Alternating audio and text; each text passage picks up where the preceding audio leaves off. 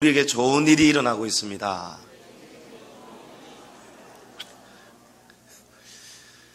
여러분, 사람은 눈에 보이지 않는 짐 한 보따리씩을 다 메고 계시죠. 여러분, 말씀 굳이 안 해도 서로가 각자가 짐이 있다는 것을 다 아실 겁니다. 고개도 이렇게 끄덕이시는 분도 계시고, 학생도 고개 끄덕이잖아요. 학생도 짐이 있단 말이에요. 아기도 짐이 있습니다. 남들은 몰라도 자기는 다 알고 있죠.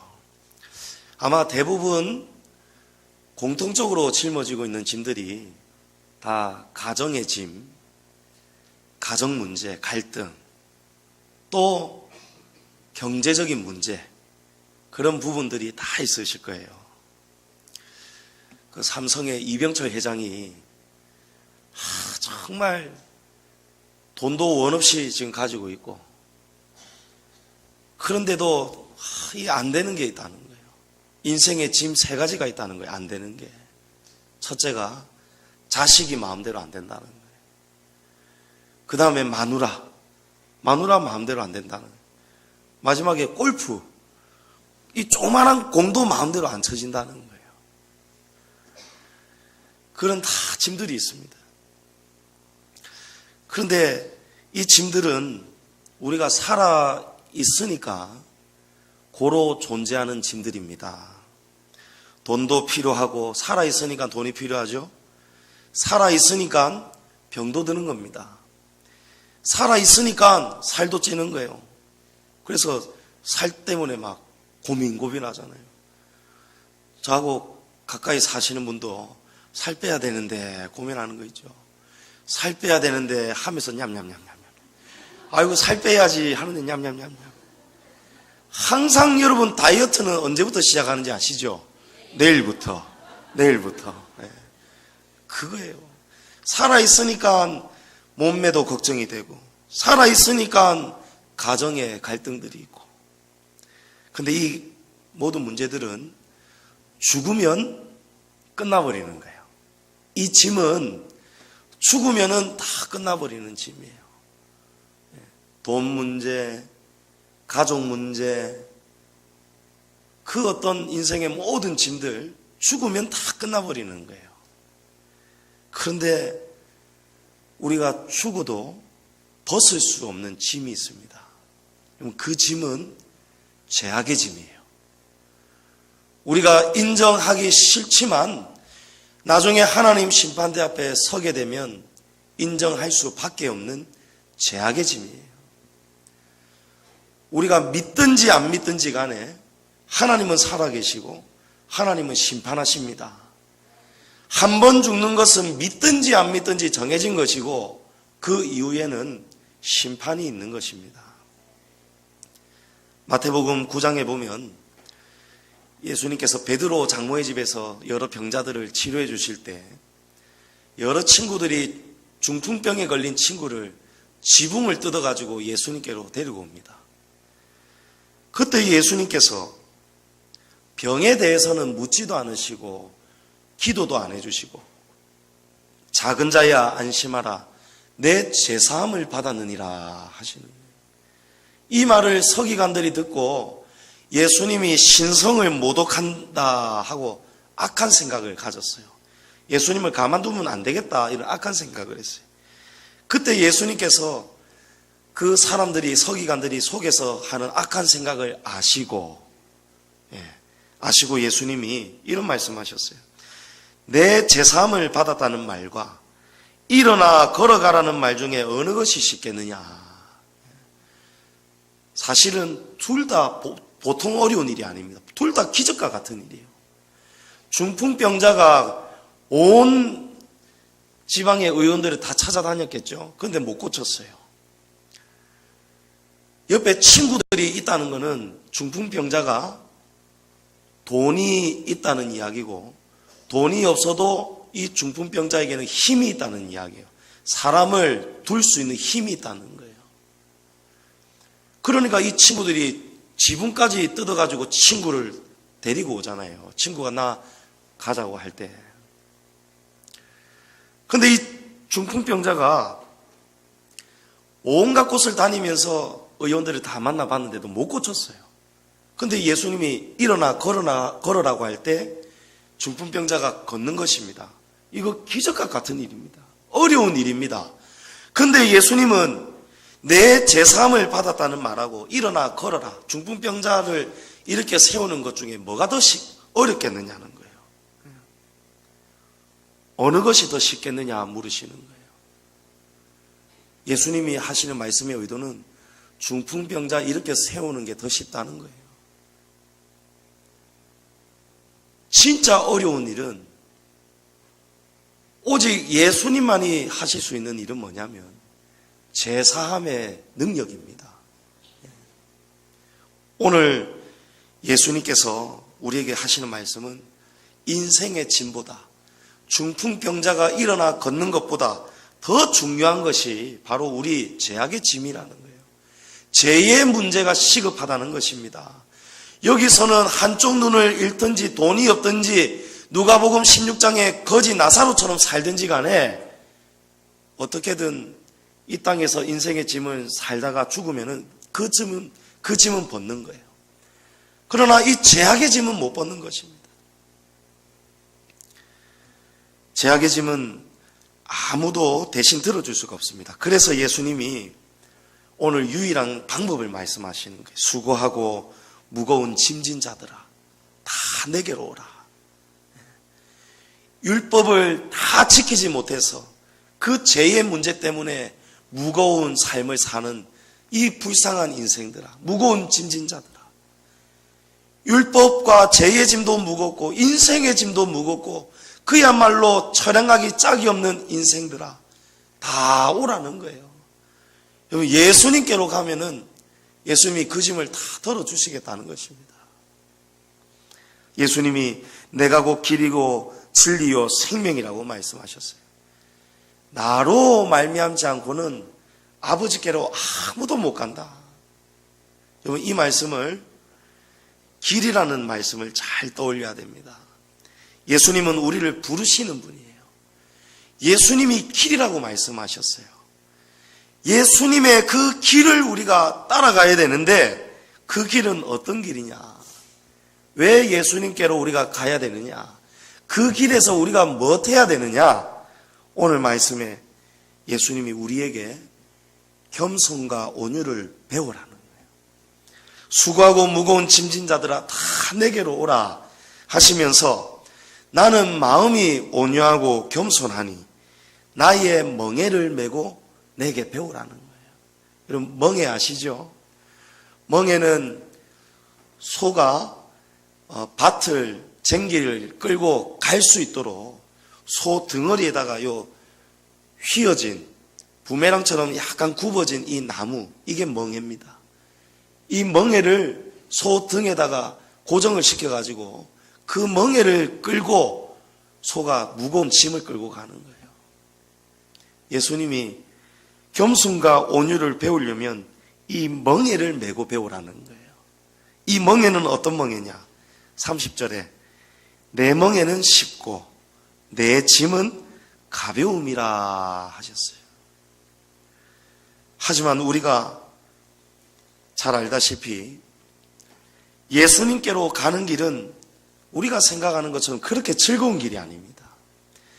예수님이 멍에를 메고 따라오라는 그 멍에는 쉽고 가벼운 멍에가 아닙니다. 예수님의 십자가지 않습니까? 예수님이 십자가 지고 나를 따라라는 거예요.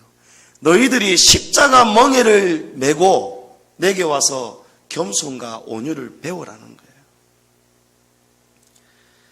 우리가 끔찍하게 하기 싫은 것, 그럼에도 그 일 외에는 방법이 없는 일이 있습니다. 마이라는 드라마 여러분 보신 적 있으신지 모르겠습니다. 마이. 말을 치료하는 의사 마이 드라마인데 탤런트 조승우 씨가 나오죠. 거기에 보면 그 당시 시대에서는 백정만큼, 소, 돼지 잡는 백정만큼 개돼지 취급을 당하는 그런 신분이 마이였어요. 짐승과 관련된 일을 하는 사람들은 다 천한 사람들이에요. 그리고 짐승에게 다루어지는 모든 도구들도 부정하고 천한 것들이에요.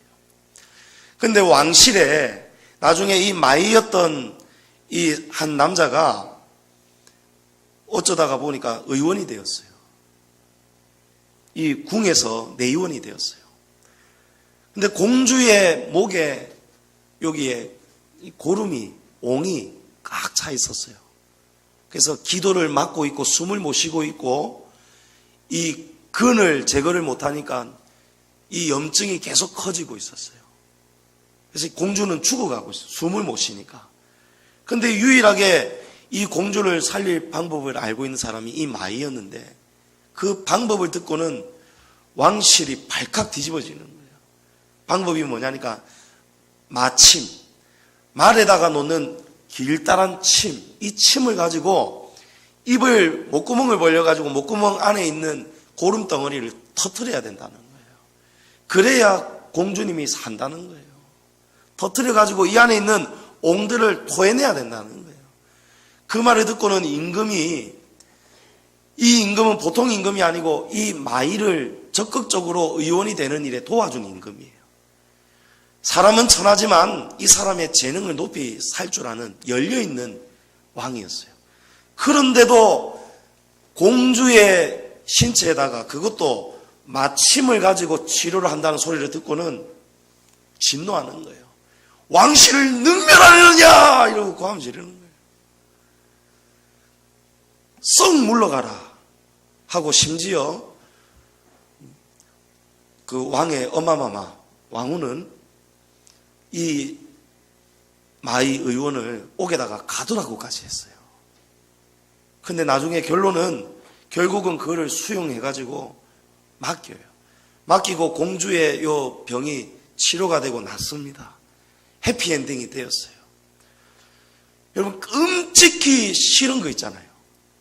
사람들의 생각에 배어있는 그 관습과 문화, 특히 마이였던 자의 손에 왕족의 이 병을 맡기는 것도 싫거니와 이 왕실을 능멸한다고까지 생각할 만큼 이 마침을 가지고 시술을 한다.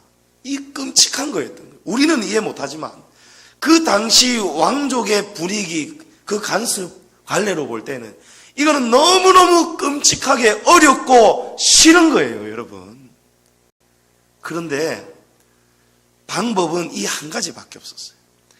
마침이라는 도구, 길다란 침, 사람에게 놓는 침은 짧고 약하단 말이에요. 길다란 말에게 쓰는 침이라야 도구가 될 수가 있는데 이것만이 유일한 길인데 이 길을 뿌리치니 여러분, 이 장면을 우리가 어떻게 해석할 수 있겠습니까?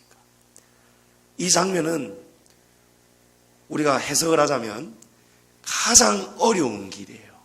가장 어려운 선택을 해야 되는 거예요. 왕족으로서 해보지 않았던 일을 해야 되는 거예요.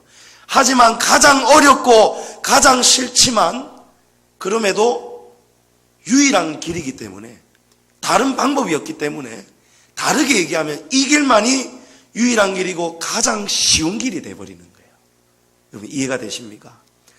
예수님이 내 멍에는 쉽고 가볍다라고 했던 것은 정말 실제로 이 방법이, 이 멍에가 쉽고 가벼워서 하신 말씀이 아니고 십자가만이 유일한 길이기 때문에, 십자가만이 유일한 우리의 죄의 짐을 덜어줄 수 있는 길이기 때문에 예수님은 이 길이 가장 쉬운 길이다, 이것이 가장 쉽고 가벼운 멍에다 라고 오늘 말씀하시는 거예요. 그래서 우리가 이 끔찍히 걸어가고 싶지 않은 그 십자가의 짐, 예수님이 지신 그 멍에를 짊어지기 위해서는 짊어져야만 우리가 이 길을 가서 배울 수가 있는데, 십자가를 통해 배워야 될 것이 바로 온유와 겸손이라는 거예요. 여러분, 온유라는 말은 예수님이 내게 배우라는 그 온유는 처음부터 부드럽고 겸손하고 온유하고 이런 상태를 말하는 게 아니에요. 성경에는 말씀하기를 의인은 없나니 하나도 없다라고 했어요. 우리는 처음에 태어날 때부터 죄의 본성을 가지고 태어나는 것입니다. 정말 법 없이도 살 사람, 찔러도 아야 한마디도 안 하는 사람, 그 사람들마다 이 건드려서는 안 되는 그런 도화선들이 있습니다. 그걸 딱 건드려버리면요, 이 사람이 순식간에 헐크가 될 수도 있습니다. 그러니까 겉으로는 온유해 보일 수 있지만 속에는 의인은 없기 때문에 이 안에 악함이 다 있는 거예요. 여러분, 조그마한 그 쥐새끼, 제 이야기 해드렸죠. 음식물 쓰레기 버리러 왔다가 쥐새끼 요만한 게 딱 제 앞에 딱 서는 거예요, 이렇게. 그래갖고 휙휙 저를 보는 거예요. 안 그래도 음식물 쓰레기 버리러 나와가지고 별로 좋지 않은데 신혼 때 안 해보던 일을 하니까 속이 별로 기분이 안 좋더라고요. 그러는데 요 녀석이 저를 막 그렇게 도망가지도 않고 조그만한 지가, 그래서 제가 휙 이러니까 조금 도망가다가 다시 돌아서 가지고 씩 해가지고 왜 이러는 것 같아요. 그래갖고 제가 요놈 잘 걸렸다, 내 너 가만 안 놔둔다, 빗자루 몽둥이를 들고 딱 쫓아가는데 하필 그 지가 도망간 구석이 보일러실 구석이었어요. 지구멍이 없는 구석이었어요. 그래서 제가 얼마나 여유가 생기겠습니까? 기분이 막 갑자기 아드레날린이 막 생기는 거예요. 슥 다가가면서 막 공포를 줬죠. 막 땅을 막 쿵쿵 때리면서 빗자루 가지고 야! 막 이러면서, 그래갖고 딱 코앞에 딱 들었는데 이 쥐새끼가 그렇게 욕 아닙니다, 여러분. 진짜 쥐새끼였어요. 이 쥐새끼가, 그렇게 조그마한 이 쥐새끼가요, 소리도 못 내는 쥐새끼가 갑자기 제 앞에서 칵 이래가요. 제가 얼마나 놀랐는데. 그래갖고 빗자루 막 놓쳐버리고 제가 막 뒤로 나자빠질 뻔한 거예요. 그 사이에 쥐는 사라지고 없었어요. 여러분, 온유는요, 태어날 때부터 온유한 사람 아무도 없습니다. 그래서 이 헬라어로 온유라는 단어의 뜻이 뭐냐면 프라우스라는 거예요. 명사로는 프라테우스. 이 뜻은 어원의 뜻입니다. 어원의 뜻을 보면 통제되다, 다스려지다 이런 뜻이에요. 그게 온유의 뜻입니다. 헬라어 사전을 찾아봤어요. 이 프라우스라는 단어가 실제로 그 당시 때는 어떤 용례로 사용이 되었을까? 그럴 때 예가 있어요. 예시가. 고열이 약으로 프라우스, 다스려졌다. 더위가 시원한 바람으로 프라우스, 다스려졌다. 야생마가 프라우스, 조련되어 준마가 되었다. 통제되다, 다스려지다 이런 뜻이에요. 그러면 어떤 사람이 온유한 사람인가? 원어의 뜻을 가지고 본다면 어떤 사람이 통제될 수 있는 사람인가? 어떤 사람이 예수님께 가서 통제되고 길들여질 수 있는 사람인가? 하나님의 말씀의 지배를 받는 사람이 프라우스, 온유한 자가 될 수가 있습니다. 예수님은 겟세마네 동산에서 아버지여 내 뜻대로 마옵시고 아버지의 뜻이 이루어지기를 원하나이다 기도했습니다. 그때 로마 군사들이 검하고 몽둥이를 들고 예수님을 잡으러 왔어요. 그때 베드로는 어떻게 했죠? 말코라는 사람의 길을 확 베어버렸습니다. 우리 스승님을 너희가 감히 하고 확 베어버렸어요. 그때 예수님께서 베드로를 혼을 내셨죠. 그리고 하시는 말씀이 마태복음 26장에 너는 내가 내 아버지께 구하여 지금 12군단 더 되는 천사를 보내시게 할 수 없는 줄 아느냐? 내가 만일 그렇게 하면 이런 일이 있으리라 한 성경이 어떻게 이루어지겠느냐? 여러분, 군단은요 엄청 큰 부대입니다. 12군단은 아마 우리 대한민국의 그 50만 대군보다 더 많은 군단일 거예요. 예수님은 언제든지 하나님 아버지께 기도해서 천사를 통해서 천사의 이 12군단을 부르실 수 있다는 거예요. 그러나 왜 안 하시느냐? 내가 만일 그렇게 하면, 그래서 내가 지금 십자가 안 지고 이 사람들을 다 내가 쓸어버리면 어떻게 성경이 이루어질 수 있겠느냐는 거예요. 이사야서 53장에 그가 곤욕을 당하여 괴로울 때에도 그의 입을 열지 아니하였음이며 마치 도수장으로 끌려가는 어린 양과 같다는 거예요. 예수님이 어린 양처럼 털 깎는 자 앞에서 잠잠한 양처럼 입을 열지 않으셨다는 거예요. 예수님이 못 여신 게 아니고 열지 않으셨다는 거예요. 예수님이 십자가 지고 싶어서 지신 게 아니고 하나님의 말씀이 계셨고 하나님의 말씀이 그 선지자들의 예언을 이루기 위해서 예수님은 내가 할 수 있는 일을 안 한다는 거예요. 여러분, 하고 싶은 일을 하지 않는 것이 온유한 거예요. 하고 싶은 대로 하지 않는 것이 온유함인 줄을 믿으시기 바랍니다. 우리의 온유함은 우리의 삶 속에서 그대로 나타나야 되는 거예요. 제가 자료 영상을 여러분에게 보여드리려고 생각을 했다가 오늘 시간이 좀 최대한 좀 전략을 해야 될 것 같아서 제가 준비를 하려다가 말았어요. 제가 지난 목요일에 상비부 모임이 있어서 광안리 바닷가 횟집에서 식사를 하게 되었거든요.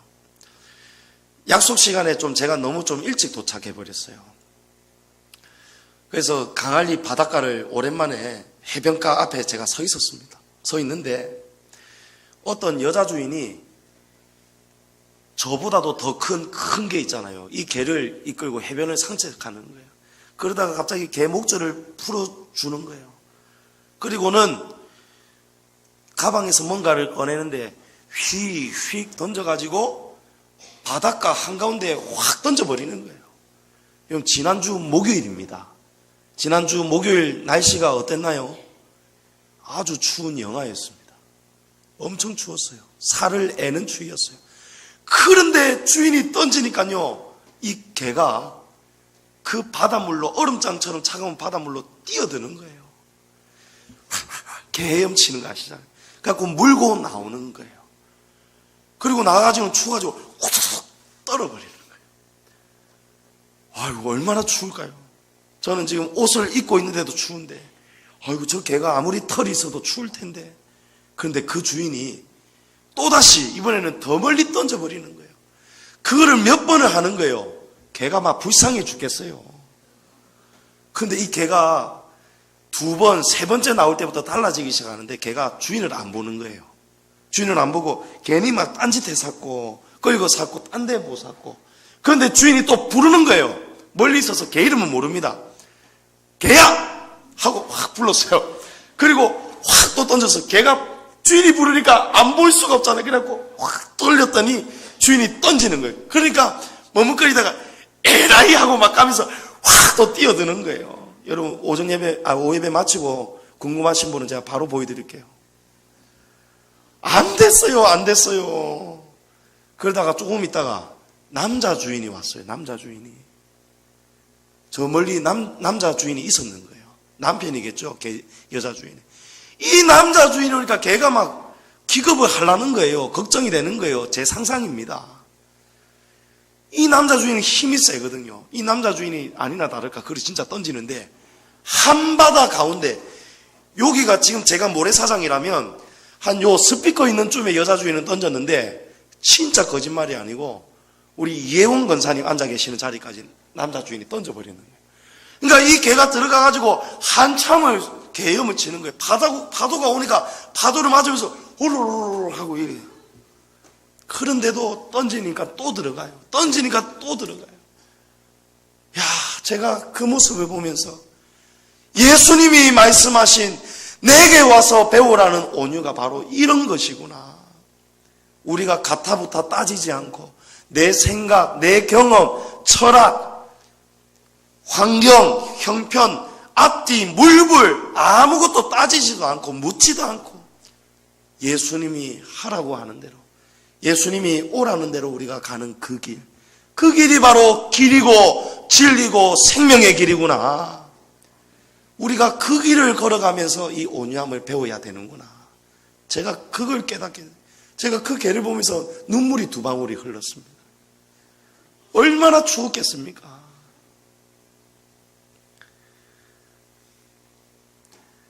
우리의 온유함은 하나님의 말씀의 지배를 받아야 돼요. 하나님의 말씀의 지배를 받아야, 그대로 살아야 우리가 통제되고 다스려지는 것입니다. 그래서 야고보서 1장 19절에 내 사랑하는 형제들아 너희가 알거니와 사람마다 듣기는 속히 하고 말하기는 더디하며 성내기도 더디하라. 사람마다 뭘 속히 하라고 했습니까? 듣기는 속히 하라는 거예요. 뭘 들어야 됩니까? 하나님의 말씀. 하나님의 말씀을 우리가 속히 들어가지고 그 말씀을 통해서 성내는 것을 더디하라는 거예요. 더디해라는 것은 통제를 받아라는 거예요. 너희가 조련되어지라는 거예요. 야생마가 준마가 되는 것처럼. 우리 원로 목사님 천상의 노래 마음의 본질 글 실어놨죠. 거기에 세 번째 문단을 보면 마음대로 살면 사망의 길이 되고 진리대로 살면 생명의 길이 된다. 여러분, 진리가 말씀이거든요. 마음은 풀어놓으면 야생마가 되고 길들이면 충성스러운 준마가 된다. 여러분, 여기에 길들여져서 준마가 되는 것, 그게 온유함입니다. 사람의 성내는 것이 하나님의 의를 이루지 못한다고 합니다. 그러므로 모든 더러운 것과 넘치는 악을 내어버리고 능히 너희 영혼을 구원할 바 마음에 심긴 도를 온유함으로 받으라. 마음에 심긴 도 뭡니까 여러분? 말씀이죠. 마음에 심긴 도를 온유함으로 받으라고 야고보 사도가 말씀하는 거예요. 그게 이 원리지 않습니까 여러분? 우리가 온유함을 받으라는 거예요. 온유함으로 받아야 된다는 거예요. 말씀을 받으려면 우리가 말씀대로 통제되어져야 된다는 말씀이에요. 믿으십니까 여러분? 그러므로 우리는 이 온유함을 얻기 위해서 겸손해져야 되는 거예요. 겸손하고 온유는 떨어지면 안 됩니다. 겸손해야 온유해질 수 있습니다. 겸손해야 말씀을 들을 수 있습니다. 말씀은 듣는데 나와 상관없이 듣는 사람들이 있어요. 찔림을 받아야 되는데 보이지는 않지만 어떤 은사자가 보니까 목사님 입에서 설교하시는데 막 불이 나오더라는 거예요. 성령의 불이 나와서 우리의 영과 혼과 관절, 골수를 다 찔러 쪼개는 거예요. 믿으십니까 여러분? 그런데 지금 찌르는데 성령이 임하시는데 말씀을 듣는데 이거는 내가 들을 말씀이 아니다. 여러분, 교만입니다. 교만. 겸손해야 말씀이 임하고요. 말씀을 들어야 말씀 때문에 우리가 온유해질 수 있는 것입니다. 예. 이제 제가 큰 결심을 했습니다. 저도 온유해지려고 합니다. 저도 좀 다른 방면도 좀 생각을 하면서 말씀을 전하는 것이 귀하지만 그러나 이제는 우리 교회의 공동체도 좀 생각을 해야 될 것 같아요. 오늘 몇몇 분에게 제가 좀 고민을 전해 듣게 되었어요. 우리 찬양대가 이제 새롭게 조직이 되고 하니까 오전 예배가 제때에 일찍 마쳐지지 않으면은 조직이 다 꼬여버리는 거예요. 밥도 제대로 못 먹고요. 아이들도 밥 먹여야 되고요. 또 우리 설거지 하시는 주방 봉사 하시는 분들도 빨리 일을 끝내야 또 상방 모임 가셔야 되고. 그래서 제가 막 여러 고민을 했습니다. 괜히 또 지금 이 이야기하면서 또 시간이 가는데 이 예배의 예전을 조금 고쳐보려고 애를 무진장 쓰는데 이게 뺄 게 없어요. 성경의 원리대로 이게 뺄 게 없어요. 양심상, 목사의 양심상. 그래서 그나마 시간을 줄일 수 있는 부분은 노력을 해본다면 정말 말씀을 짧고 굵게 조리 있게 그러면서도 하나님 앞에서 제가 되지 않고 여러분의 영혼을 수술하는 시간이 알맞도록 그러려니까 이제 저는 더 죽게 생겼는 거예요. 그래서 여러분 저를 위해서 여러분이 기도를 해 주시기를 바랍니다. 예. 여러분 온유해지셔야 돼요. 예. 그래서 저도 지금 한 장이나 더 남았지만 저는 지금 이제 온유함을 여러분 앞에 보여주는 거예요. 예. 여러분 이 말씀을 잘 기억하셔서 하나님의 말씀이 골고루 우리 공동체 안에 유익이 되도록, 내 좋다고, 여러분 저 좋다고 사실은 좋은 것보다 보시다시피 제목이 얼마나 힘들고 아프겠습니까? 그런데 이 자리에만 서면 막 저지 넘쳐나는 것 같아요. 성령께서 기름 부으시니까 막 1시간이고 2시간이고도 할 수 있을 것 같아요. 제 어렸을 때 꿈이 원래 부흥 강사였거든요. 안 불러줘서 지금 제가 안 가고 있습니다. 못 가는 게 아니고 안 가는 거예요. 불러만 주면 제가 생각을 해볼 겁니다. 그런데 하나님은 저를 이 자리에 세우셨단 말이에요. 그래서 이 자리에서 제가 할 수 있는 모든 것으로 저의 온유함을 하나님 앞에 드리고자 저도 늘 기도하고자 합니다. 사랑하는 성도 여러분, 듣기 싫은 소리를 들으셔야 돼요. 뼈아픈 소리를 겸손하게 받아들이셔서 하나님의 말씀대로 여러분 겸손해지셔서 하나님의 말씀을 그대로 받으시고 그 말씀대로 길들여지시고 통제되어지셔서 예수님이 말씀하신 그 길로 멍에를 메고 걸어가시기를 축복합니다. 그리고 예수님이 보여주신 겸손과 온유를 여러분 것으로 만들어서 야생마가 되지 마시고 하나님 나라에 길들여진 준마와 같이 하나님 나라에 귀하게 쓰임받는 우리 사랑하는 성도 되시기를 주님의 이름으로 축복합니다.